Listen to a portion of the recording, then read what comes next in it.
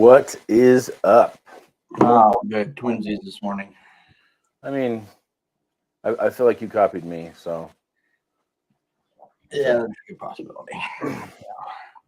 Everybody copies me, and it's all right. I'm used to it. I get it. I would too. How's it going? We're giving our special guest a moment to get gussied up and get into the green room, and we will get fired up with him. We're really excited today. We have Justin Brock joining us from Medicare Gurus, formerly known now the Medicare Monsters.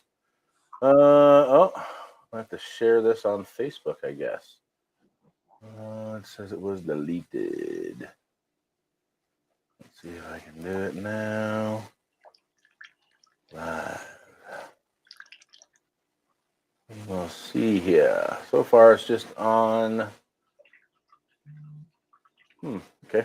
1 sec, because I'm going to share this thing from YouTube to Facebook too.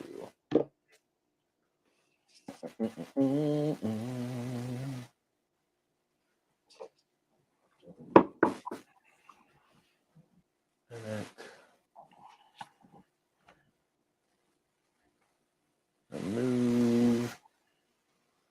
Okay, there we go. Let's try that. A bit of this, a little bit of that. Just 1 sec while we give Justin a chance to jump in. You have anything you want to chat about while we're waiting there, Tyler? Oh, Want to chat about while we're waiting there, Tyler? Oh, I got an echo really bad right now. Yeah, because I'm trying to share it, but you're terrible at coming up with crap on the spot there, buddy. Yeah, no, I'm horrible with it. Yeah, no, it's been a fun week going through detailing up some designs and stuff.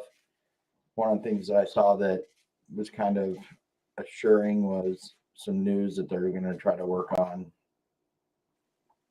some regulations regarding the marketing campaigns that are being broadcasted, which will hopefully be helpful. I've had like a dozen clients in the last week who've called me, what's this message that I got about the new Medicare benefits that are coming out? And I've probably had about 15 to 20 calls a day myself from someone who claims I filled something out online requesting to talk to them about my Medicare, which has been kind of fun to play with those people. Yeah, no, I've been getting calls from call centers myself, and it's definitely an interesting concept. I don't understand it in some respects, but yeah, they're pretty aggressive, I would say. They don't follow any compliance. They don't read disclaimers. They don't do any of that crap. It's really disappointing in a lot of ways. But it is what it is. That's who we're competing with. In reality, those that are doing it right and doing things a unique way, that there is no competition. So looks like we got Justin ready to rock and roll. So we're going to bring him in, and we will get rocking and rolling. What is up, Mr. Justin Brock? Can you guys hear me good? Yeah. Okay. Perfect. We got the nosebleed seats, but yeah, we can hear you great. Good. Well, we're doing some construction over here, and so my office is under construction, and I'm in a cubicle temporarily, so I'm in the conference room. I just want to make sure you guys can hear me. Yeah, no, you look great, and you sound great, so it's all good. It's all good. I've got 20/15 vision, so I can see you just fine. Perfect. Well, anybody that doesn't just needs to go to the eye doctor, right? So that, or none of us are all that good looking anyway, so you don't want to look at us. You just want to hear it. That's right. We're insurance agent good looking. Insurance agent sexy. It's a sliding scale. We're graded on the bell curve, Absolutely. So yeah, we're really excited. We've the first week I dropped the ball and just completely forgot about the damn time, because we moved the podcast to Wednesday mornings from Thursday afternoons, and so I haven't quite yet reprogrammed my brain. Then last week, I don't remember what the heck happened. We were both in. We were in Louisville, and so it didn't make sense for us to do a podcast from Louisville, and so here we are 3 weeks later, and the good things come to those who wait, I guess is how it works. That's right. Well, happy to be here. Honored to be even on the same podcast as you guys. I know you guys are kicking ass. Well, we're honored to have you as well. We are really excited about the not just the near future, but the long future. Working alongside more and more with the I'll call you the damn Medicare guru.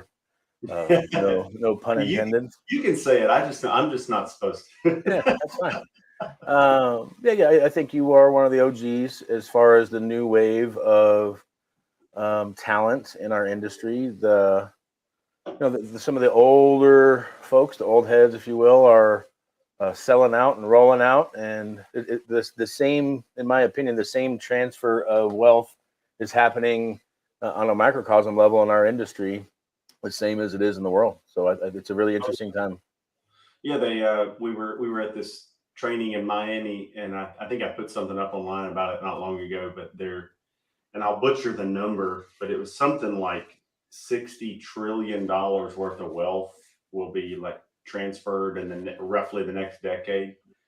So, I mean, we'd be crazy to think that wouldn't impact our industry as well, So, but that's a good statistic for, being in the annuity and life insurance business as well as the Medicare senior market. But it's also a good statistic on being, young and I don't mean young by age. I mean young by spirit in our industry, and being able to think outside the box and or just work your ass off. Either one works. So both together is really good. If you can combine both, then you're unstoppable in a lot of ways.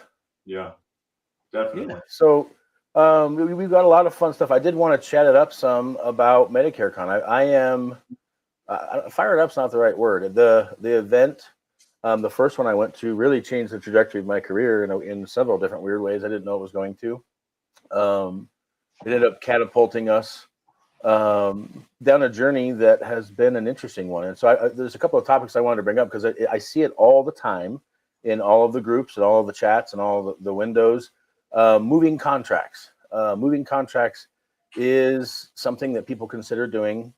And I like to bring it up to give people perspective because I've done it twice. And there's a lot of people I see out there that give advice on this stuff that have never moved their contracts before. Yeah. And so it's really easy to give those kind of advices. But leading up into Medicare Con, it's not a place that you go. I had no intentions. Honestly, Justin, the first one I went to, it was back when I was still iffy on what I thought about you. I wasn't quite sure what you were yet.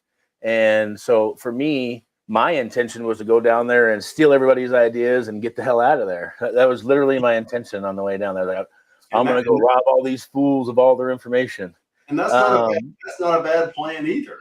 Well, it really wasn't. Like, that's really what we do there. I mean, the whole concept for us, a lot of it is tearing down the barrier that was torn down between me and you because normally when people meet me, their perception changes from what they see maybe on the internet or whatever. Yep. I'm not saying I'm putting on the internet, but meeting someone face to face is always different than what you see on the internet or TV or whatever.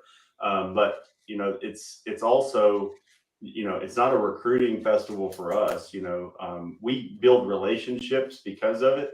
But like, I think you would agree that I never came to you and was like, hey, you should move your contract. That's not been our thing.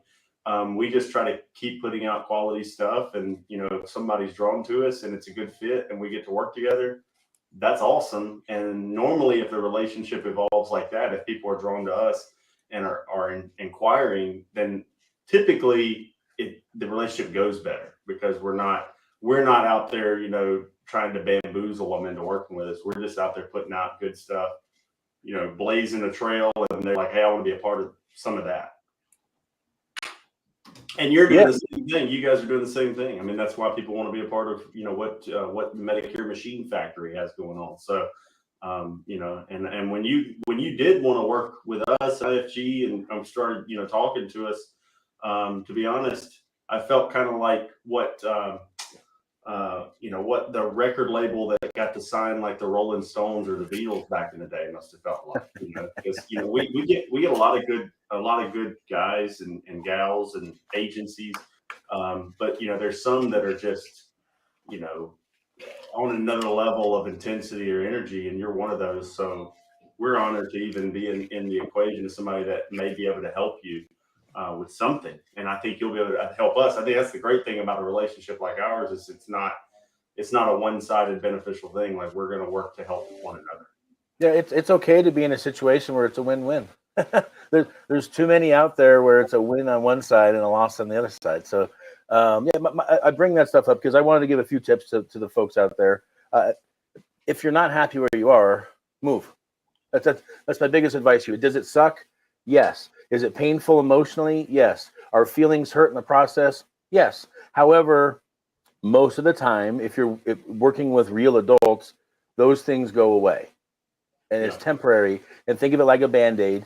It never happens as fast as you want. And things never go as quickly as you want. Things never go as smoothly as you want. But at the end of the process, both times that I've made the very difficult, and it's been a very difficult decision.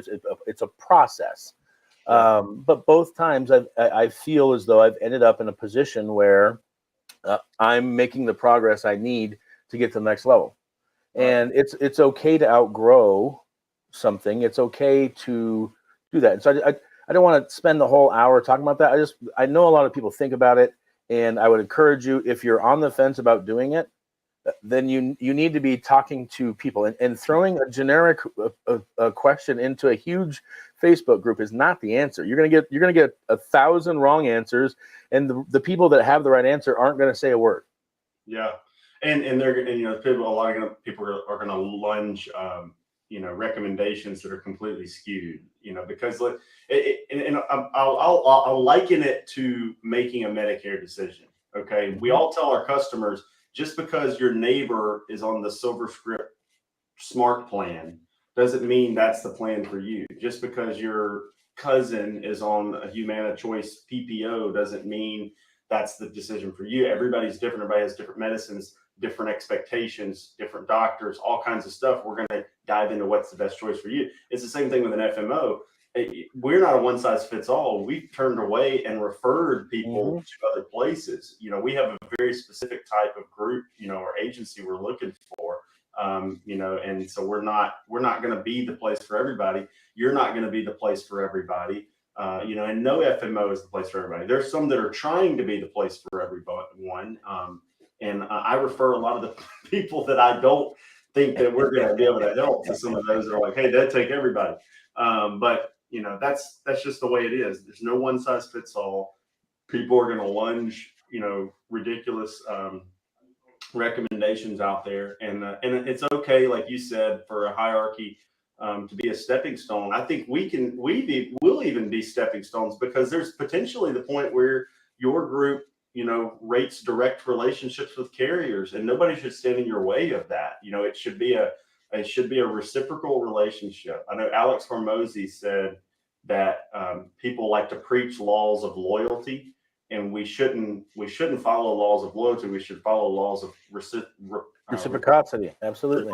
Yes, because if the relationship isn't beneficial on both sides, then somebody's getting into that deal. We have to go look for the one that serves our business. And it is a business decision. And sometimes I've gotten accused by some people of not having enough feelings in business, but I just don't believe in it. I believe in, doing what's best for my business, my team, the people that are, working with me. Like, I'm going to try to do the best for all of those people. And if that doesn't grow with somebody who's partnered with us and they want to move, I'm never going to hold them back, because, first of all, I'm not broke, and I'm not desperate enough to have to do that. Then that's a good position to be in. But, second of all, it just doesn't give me the warm and fuzzy to be a prison for somebody. I don't think a hierarchy should be a prison for somebody. It's such a weird dynamic when that happens to me. Like, I don't know how some of those people sleep at night, but yeah, I agree. You guys run a very, very specified, targeted model that some agents fit to and some don't, and that's okay. And you should feel comfortable doing whatever it is best for you, because when I think about it, there's not very many people in the world that work at the same place till they die. So You have to expect changes. You have to expect people to outgrow, and maybe you outgrow. So, and also, if you're a team builder, I can't tell you how many times this has paid off for me. If someone is not in alignment with your thoughts, with your mantra, your ethics, get rid of them. Like, you can release an agent without them asking. Sometimes it's hard. You got to find someone else to take them, usually, because they can't just float around or whatever. But if either way, if you're not happy with one of your downline, or you're not happy with your upline, change it. This life is too short. The industry is too big. There's too much opportunity for you to be stuck in a place where the soil isn't rich and you're not getting enough rain and you're not getting enough water and attention. You can't grow if you're not in the right conditions and environment. Yeah. And I'll give, like with Tyler, the rapid growth I've seen in Tyler, and for the first probably 7 years or so, and then the last 3 or so, Tyler, you've dealt with a bunch of personal turbulence in your personal life that has created a situation where your soil and all of that isn't as good as it was before, and so it's affected some of your production. I would love to hear your perspective on that a little bit, as far as how you're now, where you feel you're at now, and any advice you give to somebody that's entered into a storm of their business, where they want to grow and they want to work harder and they want to do all this, but life keeps throwing stuff in their feet. No, I mean, it's been turbulence for sure. And I think part of where I felt stuck, I mean, going on the soil analogy, I feel like I'd kind of outgrown the pot I was in, but I was feeling stuck. Like I wanted to stay in there. I was comfortable where I was at, like a house plant, just wanted to stay there. And I feel like the turbulence kind of knocked that pot over, cracked it, and I was trying to fix it rather than get a bigger, better pot and plant myself with new soil and put the nutrients and fertilizers in there. That was something I actually that I just noted down. I wanted to ask you, Justin, was, you mentioned when you're looking at people or making changes or transitions, you're not desperate, you're not hard up for business and stuff. For me, one of the biggest things I think people get stuck in is that clinging to the desperation for far too long. I just kind of wanted to get your thought and opinion on that, because there was a time and point when you were a new agent, right? So yeah, so so like when you separate agency from FMO, as an agency, thankfully I focused really heavily on building a solid foundation as an agency before we recruited it. I give you an example, man. When we started, originally the Medicare, it was actually Medicare Coach was the group back in the day, dealt with many trademark issues. Normally I head them off at the pass. I'm not like facing actual legal action. I'm just like, okay, cut ties, whatever, had to, change name. But originally our Medicare Coach group started, we didn't know what it was going to be, man. Mark Zuckerberg said that they were going to have groups on Facebook, and that was where the future of the algorithm would be, in groups. And so I was probably I was the first Medicare, but one of the forefront of the insurance guys starting these groups. And that group, grew really fast. But at that point, I wasn't recruiting. So it was never a recruiting intention for me. Probably helped the group grow because I wasn't recruiting, but people were still coming to me back then. Some of them are with us now, but I was referring them all away. I mean, every one of them. Like, we were referring them all away. There was a couple of times over time where I referred some agents that I would talk to them later on. They're like, "Oh, thank you, refer me to so-and-so. They've been pretty good. I've written, 500,000 in MedSup premium and, 800 Medicare Advantage plans." And I was like, shit, maybe I should have figured out how to recruit this guy. But at the time, I just knew that it wasn't where my focus was. So I continued to focus on, building an extremely strong, redwood tree as the foundation. And so when I say now we don't have to, like recruiting has, as a collective, has surprised me in how much revenue it's brought in. But when we finally started, we were so selective because I didn't want to waste my time knowing that I could just continue to fertilize my redwood tree and grow it. So if I was going to recruit, it was going to be very specific individuals. I was never, and that puts you in a position of power to not have to, not have to sell everyone on working with you. Because I've been in positions where we talked to recruiters, and my origin in FMOs was actually multiple. I had a relationship with Senior Security Benefits, which started out Galen's son Sean and Taylor Martin, and then eventually built a relationship with Galen. We had some stuff there. We had some stuff at Heartland Financial Group with my buddy Tegray moved over there. It's funny because like all these groups that we were with are owned by AmeriLife or Integrity now, but we were with all of spread out with different ones. And so the cool thing about that is I would learn something from one, I'd learn something from another, and then sometimes you'd pit the information against one another and you'd find out, wait a minute, this answer is different than this answer, or vice versa. But you would learn as you go on those different FMOs. And so when we decided to start being an FMO a couple of years into our agent following starting to grow, I completely exited personal production, which I'll say I had a year where I was producing, but I was trying to shift production to LOAs. Then there was a year where I said, I'm not going to produce anymore.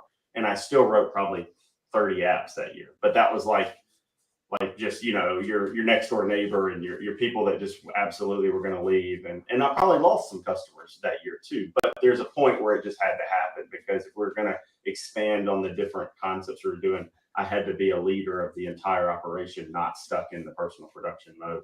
But that's hard, because when you're a big producer, you can become, I've talked to Josh about this, you can become the lion's share of your own profit margin.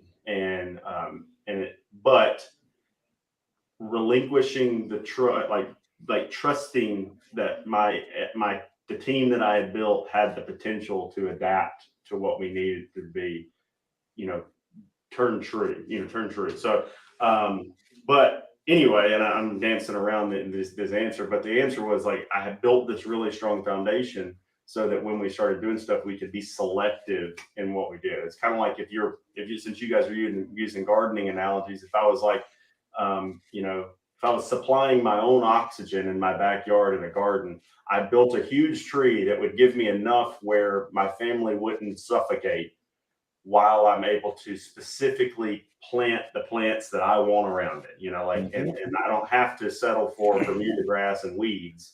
I can sit there and grow, beautiful trees now by focusing on the people that are worth my time.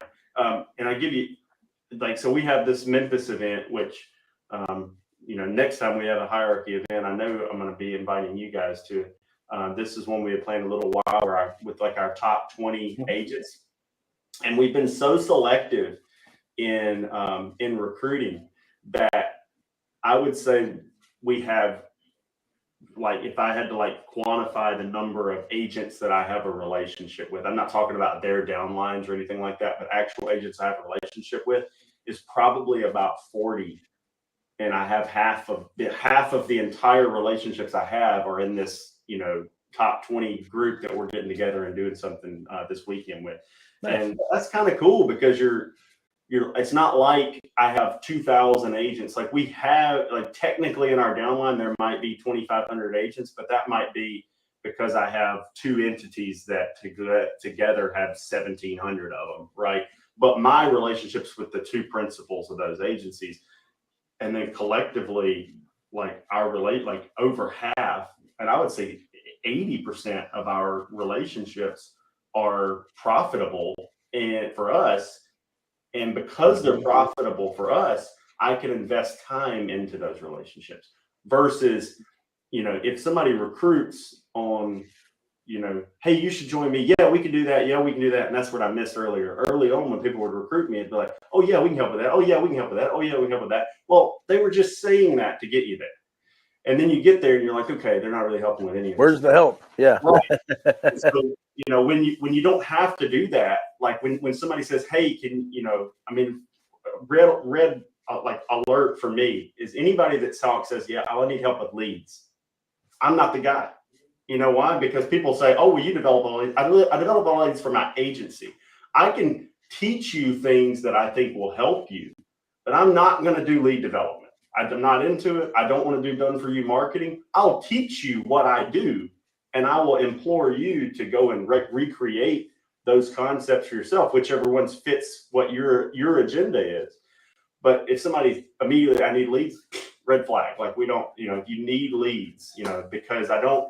And I'm, talking to Josh, like Josh doesn't need leads. He can teach other people how to develop that and develop relationships that keep on giving. It's not that we can't all learn new ways to create that same momentum, but I don't want to be beholden. I'm not going to have to lie to you. But you know how many times people probably say, I need leads, and like, yeah, we got you. And what they really mean is, here's a T65 list that I've given to 72 other people. And that's not leads. Or here's some age direct mail, because we've been running direct mail leads since before you were born. And now I have all these B leads that really should be called Z leads.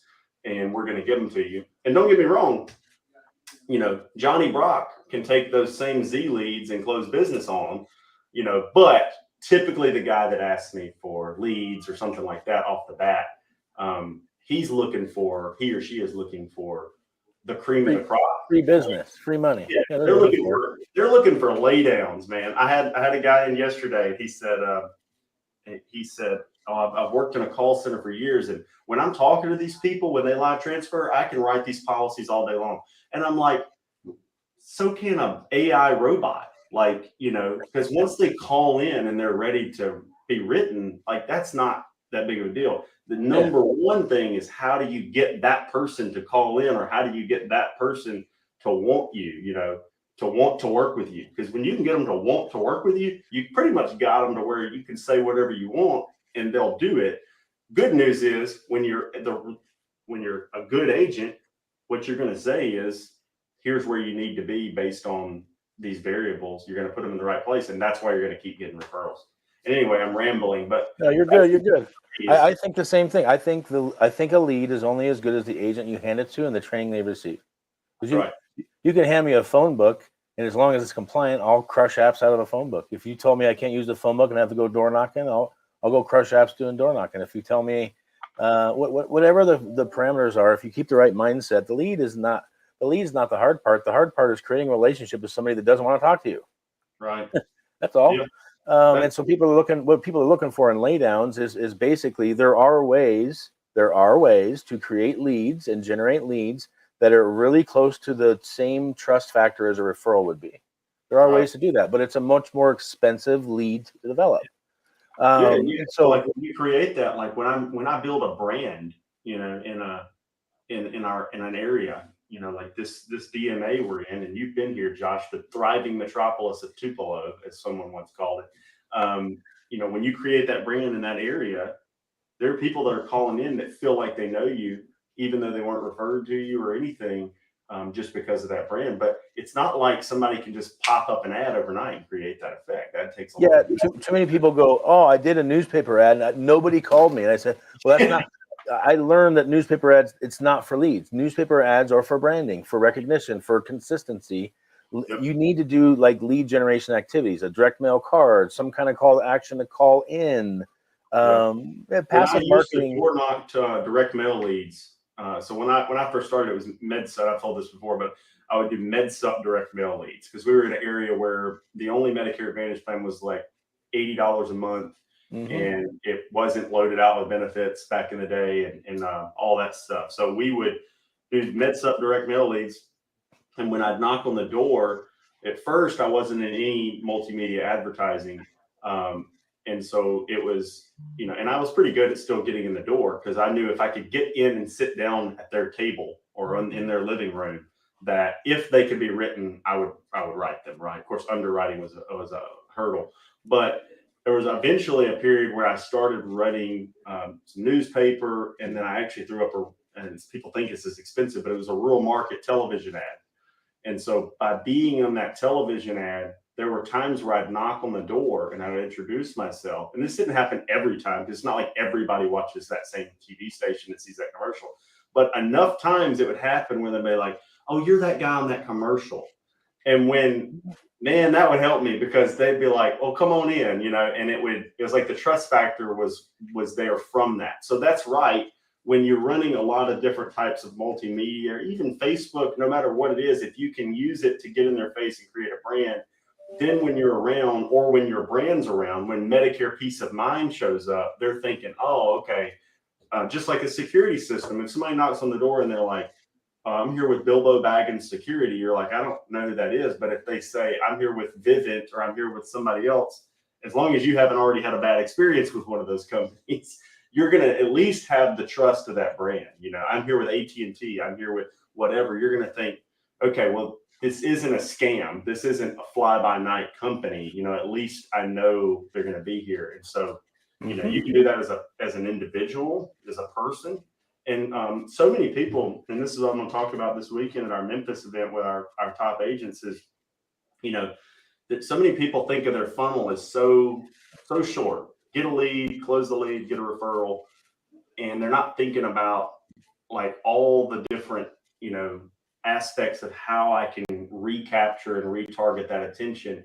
And that's, through actively creating referrals the way you do, with your intention and your action. And so many people are so transactional that they're just never really getting the full effect of the energy and intent they put into that first contact. Closing that one person, you should be looking at that as, if I'm able to help this one person, I should be able to get 3 to 5 more relationships off this one person. And if you believe that, you'll at least get 2 or 1. But if you don't believe it, you're not going to get any. Yeah, I think most agents operate on they operate like they pretend like they're on a relationship basis, but 99 out of 100 agents I talk to are operating on a transactional basis. And the reason I can say that is none of them that I talk to go back after the policy starts. So and I tell every single client, I go, look, most insurance agents want you to think that this is the hard part. Me helping you pick out a plan is my job. Most insurance agents think that, and they make the public think that's my only job. I'm only supposed to help you pick out a plan. After that, you're on your own. And so if you just take the extra step of going back, like I was just half of my dad, or it's not live. There you go, Matt. Sorry, Matthew. The ability to go one step farther than what everybody else is going. So everybody thinks I'm crazy because I go back for a second appointment after the policy starts. But I will tell you that my referral rate is 10 to 20 times higher than anybody else because I finish the relationship. And I tell them my job starts after the policy starts. So while everybody else disappears before the policy starts, my job starts. And I get so many referrals just from that second appointment. I get so many cross sells from that second appointment. I get so many opportunities. Yesterday, I was doing doing an appointment with an app that started March 1st that I met in December. So I saw this guy in December. We just sat down again yesterday, and at the end, he goes, "Give me 1 second." He goes, I hadn't even really brought it up, other than in concept, described to him the things that I do. But he went back to his office and brought to me every single life insurance policy he had. He brought me every financial statement he had from every 401k and IRA. And he said, "Can you look at this stuff and tell me if it's good or not?" And so I went through. The guy had some really neat policies. He had a critical illness policy he had since the 90s. And I was like, "You need to keep this thing. It's only $40." He's like, "Well, but at age 65, they cut my benefits in half. And so instead of a $15,000 or a $30,000 benefit, I only have a $15,000 benefit." I said, "Don't worry. On Medicare, $15,000 of critical illness is more than enough, and you're never going to beat the price that you're at." And so there was 4 policies that an unethical agent would have replaced that I told him to keep. And the confidence and the relationship that came from me just doing that simple act, I'm now going to have access to help him put his money in a safe position. But that's back when, and I give like a story similar, back when I was in the field and go into houses, when I'd run a direct mail lead, the way I'd look at it is I had a spreadsheet. Back then I didn't have a CRM, but I kept an Excel file of all of my clients. And as I developed more and more clients, when I'd go to a town And then a lot of times this would be in my head, like, because I'd be like, oh, I've been to that house. I've been to that house. Whose house is that? And then I'd go and find it and be like, oh, that's Marlene Giddens or whoever. But if I went to a lead, there's a couple things that people don't do. If I go in and I sell a policy at the house, if I don't know the people next door, I would say things like, or if I thought I did, or I couldn't remember if I've been in that neighborhood, I might say, hey, the house next door, I think I might have been there before. Who lives there? They would tell me like, that's John Smith or whoever. And I would say, okay, was John on Medicare? And I would actually kind of recon to get information on those people. And then I'd go over to their house and knock on the door. I say, hey, I just helped Mary next door with her Medicare. You're John, right? Well, I was just talking to Mary about you. And it was kind of like you're getting a little bit of a referral just off saying I helped Mary. And he knows Mary. But another thing we do is I'd pull up, list of who have I helped in this area. And I would just stop by. So a lot of times too, if you get no-showed on an appointment, I turn that into an opportunity to go and see 2 or 3 people in that area that I had helped. Which, if nothing else, if I don't get a referral of it, at least it strengthens my relationship and makes it harder for that person to leave me when somebody else stops by later on. Because they're thinking, well, Justin just came by and saw me, And then one time from sitting down with somebody and just asking, I used to ask, listen, I know I can't help everybody with everything, but with Medicare and health insurance, that's our forte. And we tend to find that most people that we help know somebody else that can be helped. So is there anybody that you think might benefit from me sitting down with them? And this guy said, one time he said, give me a few days and I'll get back to you. And, I'd hear that sometimes and I'd think, okay, I might not ever hear back from that. This guy takes a legal pad and fills out 3 pages worth of names and phone numbers and where they live and about how old he thinks they are and all this stuff. And then calls me and invites me back over and goes through this list of people with me. And it just became like this, this list of people that I probably could help. And I wrote like 20 policies off of that list. So, and most people don't even ask for a referral. They don't let them know that's how they get business. Even when we sit down with people now, when they come in the office, we'll say, because we do a lot of advertising, we'll tell them, and I've trained all of our guys to say, even though we do all this advertising, we've done TV commercials, we do things on Facebook, we do these sponsorships and events. No matter how much advertising we do, the number one reason somebody comes through our door is from a referral. So we really appreciate referrals. And sometimes we're not even asking for a referral, but it's like training them to refer because they're thinking, that is how they get business, even though they do all this advertising. And it is true because advertising for us only amplifies referrals. It doesn't create the referral.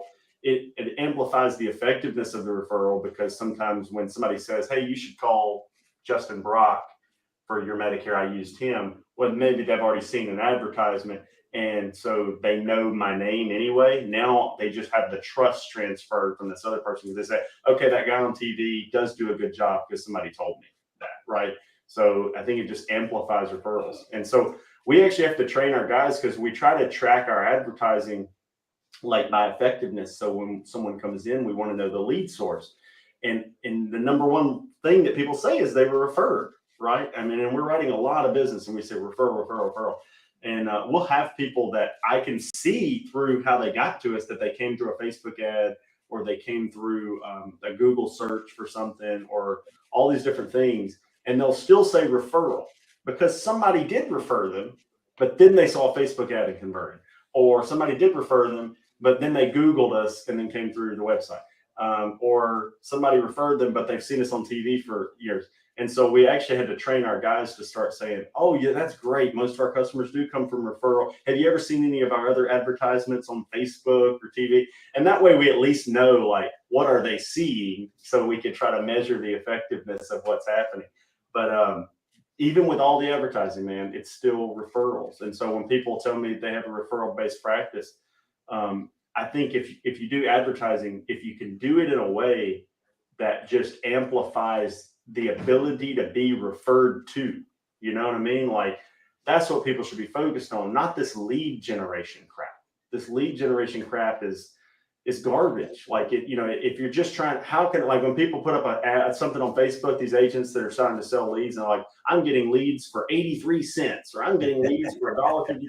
Yeah, that shit sucks, and I'm not saying that, a good agent can't close them, but let's not judge the quality of the lead. Like the quality of the lead is directly referred to by the price. When somebody's referred to me, it might have cost me a lot of time or money. It's time or money, right? It's not the lead, but when they're referred, it's like 100% closing rate. If they can be helped, they're getting helped, right? So completely different to look at. Advertising and referrals are, everybody wants the secret, man. And the secret is, put your money and your time where your mouth is. That's the secret. Yeah, I find the best marketing people out there have learned how to combine passive marketing, which is billboards, signs, stuff that just sits there, with active marketing and a good referral system, because they all work synergistically. My favorite thing this year, my network in Colorado is getting so strong that I've had several people in the last couple of months say, somewhere between 1 and 5 people I got your name from. And so when people start getting your name from even just two people, if they go, who did you help? Joshua. Who did you help? Joshua. They're not calling anyone else. Right. And so the longer you're able to do it, the more you stay in the pocket and the more you provide a unique experience. Because I tell everybody all the time, think of the last restaurant that you said, oh my gosh, you need to go to this place. I guarantee you it wasn't the food. I guarantee you it was not the service. I guarantee you it was not the ambience by itself. It's front to back, from how the host treated you, to how quickly you were seated, to how quickly you got your drink, to how well the presentation was. Did they make your dessert table side? I will go to a restaurant with mediocre food for quality service or good ambiance, because to me it is that, it's the experience. There's places, a lot of people say they'll I'll go to this place because the food is great, service sucks, the environment sucks. Not me. I'm an experience. I need to feel comfortable and where I'm spending my time was worth spending my time there. And the food honestly just has to be okay.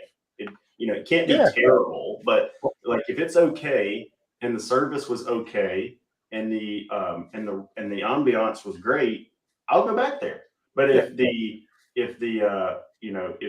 any of those things is terrible, then that messes it up. But you're right, it's the overall experience. I did want to say, talking about we're talking a lot about referrals, but I think it's super important to people to understand, this is how you get from barely making it to doing really well, to these are launch pads. And I think that building a really strong referral game is how you get from barely surviving to thriving. And then when you're thriving, you can amplify it to get multiple people thriving, right? And so it's a launch pad. But Jeff Root's coming to Medicare Con, and he was sending me notes on what he's talking about yesterday. And if you ever heard him talk, he's an intellectual guy. So everything that he talks about is normally practical, which is, for me, you're presenting something at Medicare Con, Josh, everybody that I have present is this year's practical. Last year, there were a couple of people that weren't practical enough, so I axed them. So everybody is practical, because I want you to be able, if you made one talk there, you should be able to walk away with something that's going to make you more money and help your practice.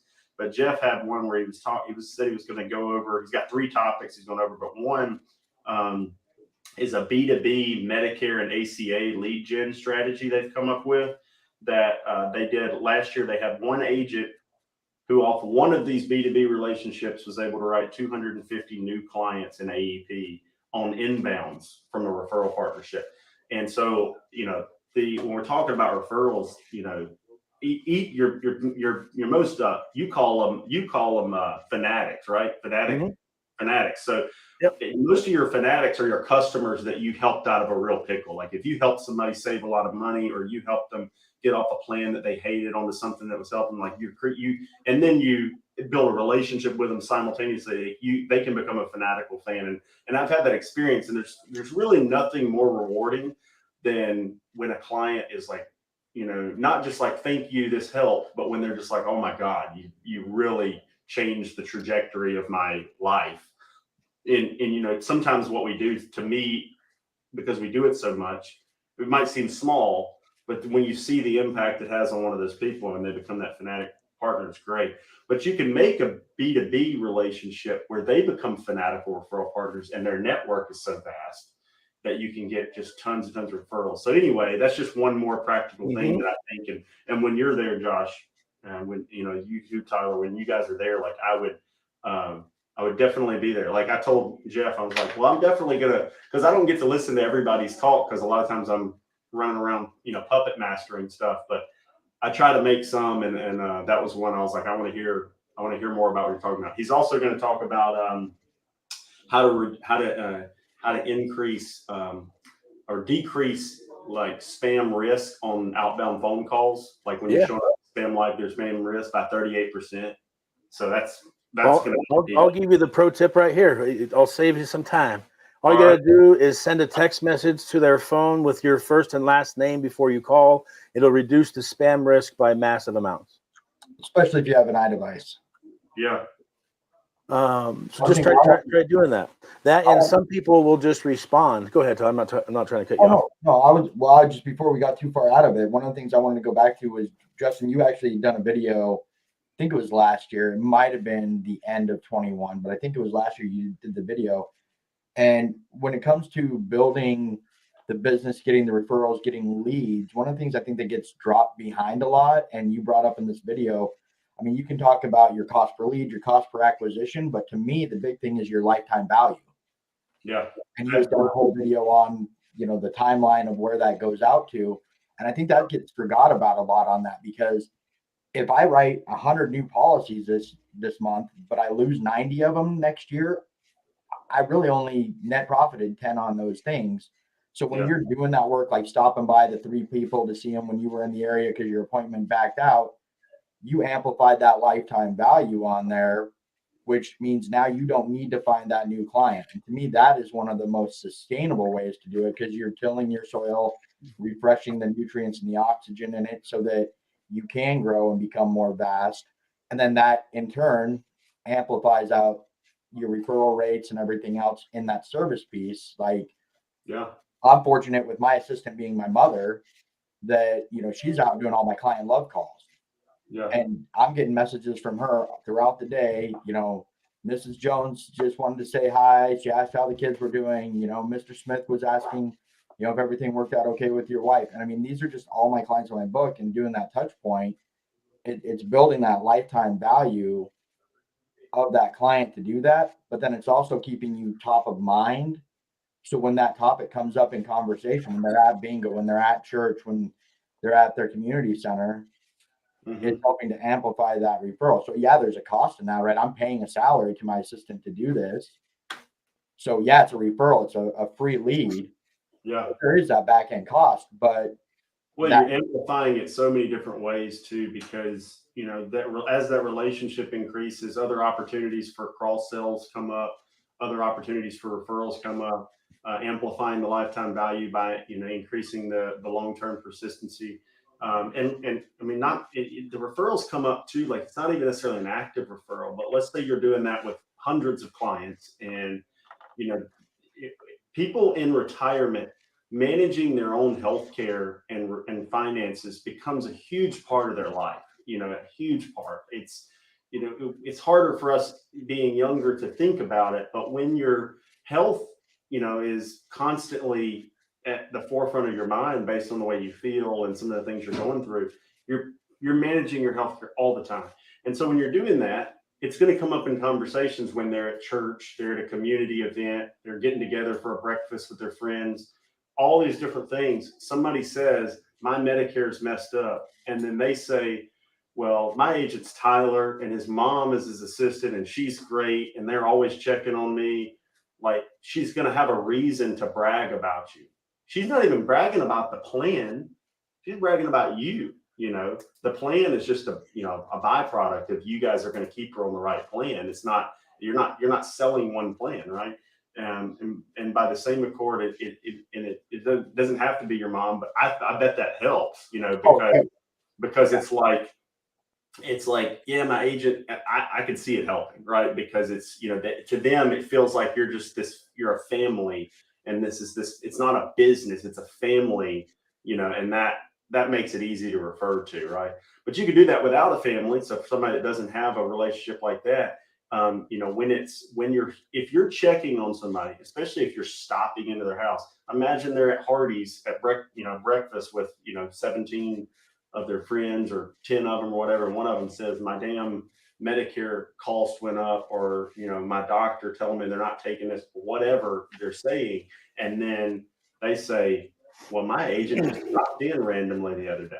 Well, they're thinking, I hadn't talked to my agent in 7 years, I don't even know who my agent is, or whatever. That's where the referrals really come from. It's building the relationship so that when the referral opportunity comes up, there are some active referrals where they're just like the guy that gave me the legal pad and did that. That's great. But when you build the relationship, it's the referral situation comes up and they say, oh, you should call so-and-so, because they take really good care of it. Well, you gotta teach them about the point of pain. So I find when I teach my referrals how to listen for and identify the points of pain that I fix, then you train them when you hear that point of pain, give them my name. When you hear the point of pain, give them my name. It has a nice ring to it. And I tell them, these are the points of pain that you could hear. My prescription's not covered. My doctor's not in network. My agent won't return my call. You should be fishing for opportunities with your clients, asking questions, teaching them what to look out for. But I want to switch gears just a little bit for a minute, back to Medicare Con, because there's a couple of things that we did this scholarship thing, which we have a couple of people coming out that I was just going to do one, and Misty Bolt jumped out, Medicare Misty, and she vouched, and we're sending 2 people to Medicare Con. I'm going to have a booth/table at Medicare Con for the Medicare Machine Factory.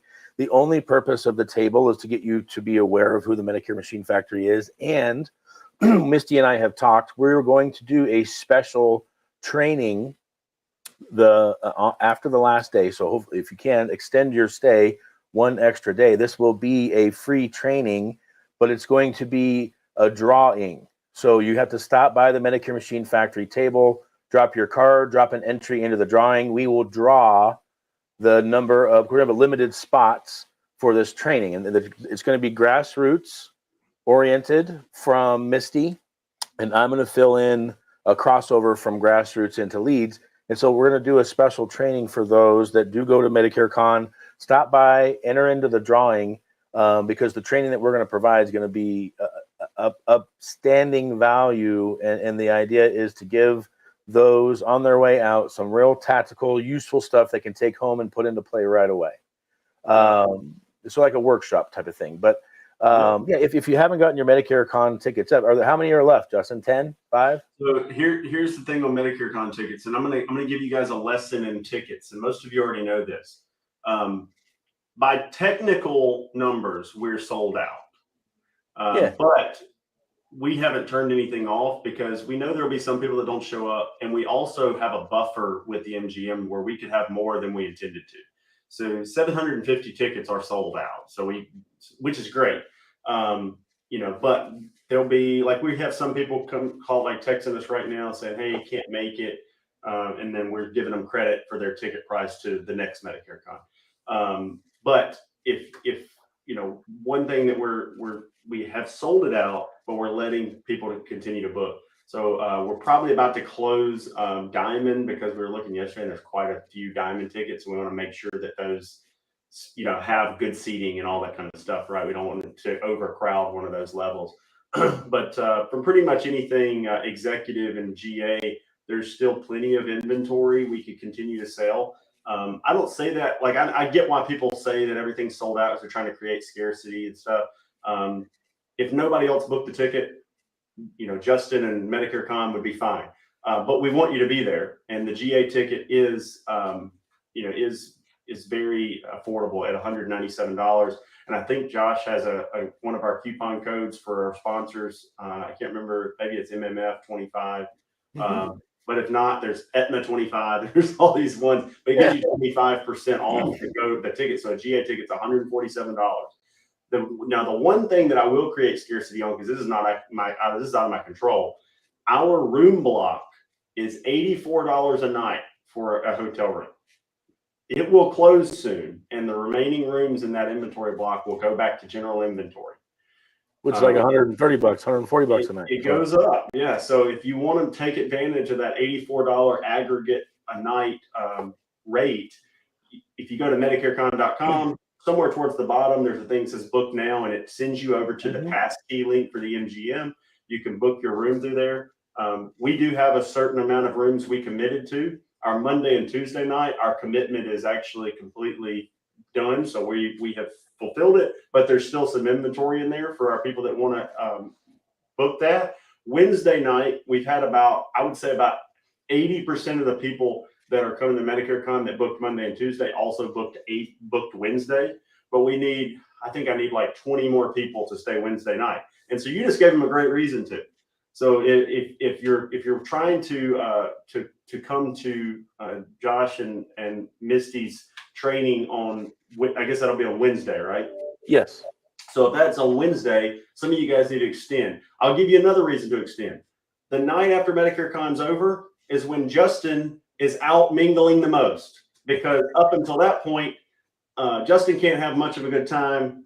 I don't mean to talk to myself in the third person. Yeah. I'm not that vain, but I'm having to, I'm having to be on. And so I end up going to bed earlier. I don't stay out just because I'm trying to, make sure. You're trying to run a show. I'm trying to make sure my energy is there for you guys, and everything goes off without a hitch.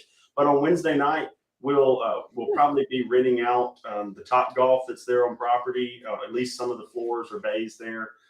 There'll be a lot more people that are staying, and it's still a great networking opportunity. Now, I know some people have to get back to their families or get back to work and all that, and so some people will leave, and that's fine. But if you have that night to spare for $84 more for a hotel room, it's not much to go and book that night, stay that extra night. Maybe you get into Josh and Misty's training.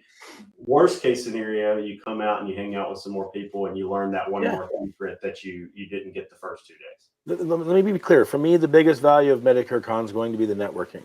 Like the information you get from stage is going to have value, and you're going to be caught in the moment, but it's those relationships that you build with the people you sit around. And my advice to you, if you're in the back of the room, it's not like a sporting event where there's going to be security guards stopping you from walking around up near the front. You can certainly walk your way up to the front where I'll be front row. So if you want to come talk to me, walk your way from back to the front. I'm also going to be making a concerted effort to go from the front to the back to talk to people. So if you see me, come and engage, because I don't have time to talk to everybody. I need everybody to come to us, right? And last thing, because we're almost out of time, we on my next top, I'm only going to do a few of these this year. So I'm doing some regional boot camps. In essence, I'm giving away the entire thing. Okay, I've condensed it down to 1 day. In reality, if you wanted the whole thing and the whole thing in the right way, you should have came to my boot camp in Fort Morgan, where I did 4 days. 4 days for $1,000. I promise you, every single one of those people is going to write 10 times more business than they were going to. Same thing with this. I'm condensing in essence, my initial training down to 1 day, where I'm going to give you everything that I give to a new person. This is how you build the business that I built. And so if you want to do those, I'm doing my next one's in Austin on the 29th of this month. So if you want a ticket, it's been scrolling across the thing. Watch this podcast again, write down the website and register. I look forward to seeing you in Austin. It's $279. It's really funny, Justin. I'm sure you play around with pricing and stuff. I think the value, and I was trying to get value because it's my time too. I was trying to charge $397. Nobody bought a ticket for like 2 weeks. I changed the price to $279, and all of a sudden everybody wants to buy it. It's like, are you guys really putting a goddamn barrier of $130 between you and success? Can I not fairly make a living at the same time? But whatever, I'll sell it for $279. If you'll show up at $279, great. It leaves me less margin because I'm not doing this to make money. I'm doing this to cover my cost of travel, and I'm doing this to cover my cost of doing business. I'm not doing this part to make money. It's down the road. So if you're watching this and you run an agency and you want me to do a agency specific for you and your agents only boot camp, where I will customize everything, where the message is yours and everything goes to your agents, that's my next model. Is instead of doing these regional boot camps and begging people to come, if you have an agency and you want me to come in and train your agents as though I'm part of your team and then get the hell out of there, that's the kind of thing I'm looking for. So reach out to me if you want to plug in to a custom boot camp. If not, I would really encourage you, come to one of my boot camps, see how they are. And I promise you, if you come to one, you're going to want me to do one for you. So, yeah, and Justin and I, we've been talking, we have to finalize. I'm going to be doing one in Memphis, and I'm going to try to get Justin involved on that one, where you'll get content from. I'm doing the same thing in Austin. I am working on every place that I go, having people from other downlines join in and be part of the training, be part of the process, because I want everyone to understand the Medicare Machine Factory has a very strict no recruiting policy. This is not a recruiting thing. In fact, if you ask me to join my team based off of one of these boot camps, it's going to be the worst no you've ever gotten. You have zero chance at that point, because in order for this thing to work, I'm not looking to recruit your agents. I'm looking to help you train. I'm looking to help change the industry without having a massive downline. I don't want 10,000 agents. I don't even want 1,000 agents. I want the Spartan 150 to 300. In my mind, that's where I want to get to. As a matter of fact, on that note, if a larger agency or FMO ever partnered with us to do something like that, or they had paid us, when their agents, even years later, would come to us, and I can think of a couple specifically that have really partnered with us on stuff. When their agents come to us, I immediately call them. Hey, this agent's reaching out to us, and I'm not trying to get that agent in trouble. All I'm trying to do is extend the favor back to be like, I'm not here to take your agent. I'm not saying that I wouldn't take them, but I want you to try to work that out if it can't work out, and then a lot of times what I end up learning is why I probably don't want that agent from that FMO. But so just I'm sure Josh is the same way. We don't bite the hand that feeds. So when you have an agency that's working with you, when their agent calls to boot, I'm not gonna for lack of a better term, I'm not gonna shit where I sleep. If this agency's partnering with us in some way to help them, even sometimes it's just content collaboration. We build that relationship, and my goal, like if one of Josh's agents reach out to me or one of my agents reach out to him now, that's just going to be like, hey, so and so, that I just text because it's not a thing. But other relationships like that too, we have some that, whether they're hierarchically aligned or not, as long as we have a relationship, I'm less likely. So I just say that because if there's some agency that's saying, well, I'd like to hire, Josh to train my agents to do this or that, and you're thinking, but I don't want him to recruit them, like he's not going to do that. It's just not. It doesn't make sense for us to do that sort of thing. Yeah. Okay. I had a lot of fun. I wish it was a 2-hour podcast, Mass. I love this kind of crap. But again, tune in. We're going to do this every week. Tyler and I have had an adjustment, getting on these once a week at the right time now. But I think we're in synchronization. I've got it scheduled in. We'll definitely have Justin back on. And I'm really excited about Medicare Con. I'm really excited about our new working together partnership. And look out, y'all. There's some big things coming. We're going to collaborate. And he comes from below and he starts saying y'all. We did it. I can assimilate. But I really enjoyed our time. Thank you, Justin, for your time. I know how valuable it is as well, and so I really appreciate the support. And we dropped some bombs today, if in the words of Brad Lee, not to steal stuff, but hopefully everyone took at least one nugget away from today, and we look forward to seeing you next week. Thanks for joining us. Absolutely. Thanks, guys. Thanks, Justin.